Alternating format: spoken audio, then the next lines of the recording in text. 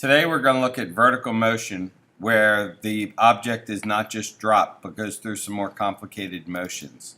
So when we were tracking this golf ball in lab, we were looking at its position and velocity as time went on. The most important graph from that was our velocity versus time graph. And this is the vertical velocity of the golf ball. You can see it starts at 5 meters per second. You can see that the velocity decreases as the ball goes up. When the ball reaches its highest point, the velocity is 0, meaning the ball temporarily stops. Then the ball starts gaining speed, but it gains it in a downward direction. When the ball returns back to its original height, it also returns back to its original speed. So it starts at 5 meters per second going up, ends at 5 meters per second going down. It reaches the top of its flight halfway through, and you could see that the slope of this graph is negative 9.9, and if everything had worked out perfectly, it would have been negative 9.8 because it's on the surface of the Earth.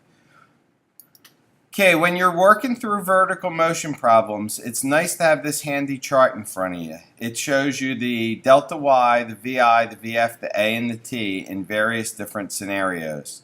So the acceleration is always going to be a negative number, and on Earth it's going to be negative 9.8.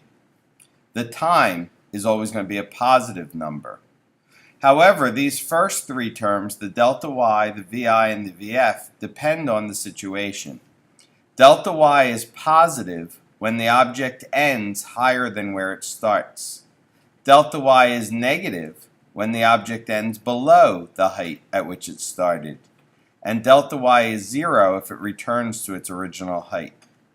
The initial velocity is positive if the object was moving up at the beginning.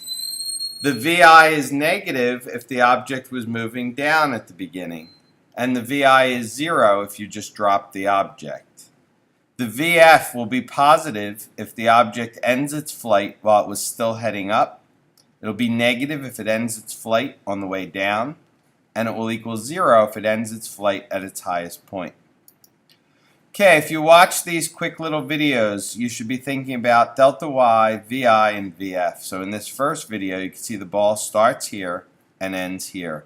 The delta y is negative. It ends lower than where it started. The vi is positive because it started out moving up. The vf is negative because at the end the ball was moving down. In this example, the delta y is positive because the ball ends higher than its original height. In this example, the final velocity is positive because the ball is moving up when it hits the person who catches it, hands. In this example, the v final is 0 because the ball is caught at its highest point. It would not have gone any higher than the point at which it was caught. So at that moment, it had temporarily stopped. In this video, the initial velocity is 0 because the ball began at rest. In this video, the initial velocity is negative because the ball is thrown downward. Okay, so when you're solving these problems, you want to keep in mind when these different variables take on positive, negative, or 0. As an example problem, you could try working through this problem. I was standing on the roof of a building at Rowan, 15 meters high. I threw a baseball so that it eventually landed on the ground below me.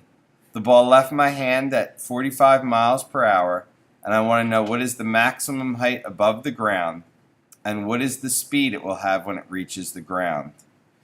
Obviously, you want to change this miles per hour to meters per second, and the best thing to do is draw a picture of this action.